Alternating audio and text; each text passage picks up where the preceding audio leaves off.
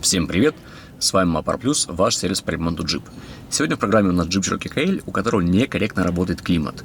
Как только пассажир ставит температуру меньше максимальной, то есть на 30 градусах, даже на 30, он начинает мерзнуть. Подкинули сканер, посмотрели блок климата и не нашли ни одной ошибки. Прогнали тест заслонок, все они работают корректно и открываются правильно.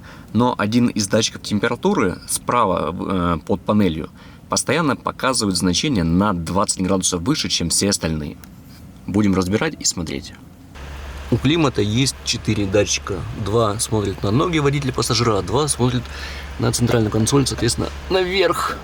Попытаюсь вам показать, очень тяжело. Свет не залазит, рука тоже. Вот здесь за магнитолой прячутся 2 датчика. Не вверху, не сбоку, а четко за магнитолой. Под, не знаю, даже под кронштейном. Глаза долазят, рука долазит, камера заглянуть, увы, не может.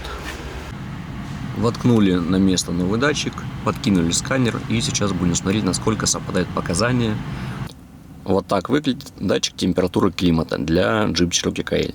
Существует их 2 вида для машин до 2018 года и после 2018, но они по факту взаимозаменяемые.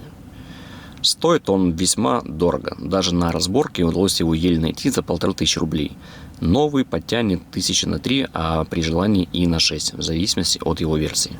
По сути, внутри датчика стоит элементарный терморезистор, который при обрыве будет показывать минус 40, а при КЗ температуру порядка 75-80 градусов. Именно из-за этого некорректно работал климат. Если вы умелый самоделкин, вы всегда сможете его перепаять. В этом нет никаких сложностей.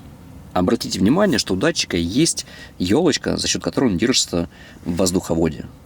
При демонтаже она может пострадать, поэтому если вы планируете перепаивать датчик, делайте это очень и очень аккуратно. Поставили новый датчик, проверили работу климата, все четко. Все 4 датчика теперь показывают одинаковую температуру.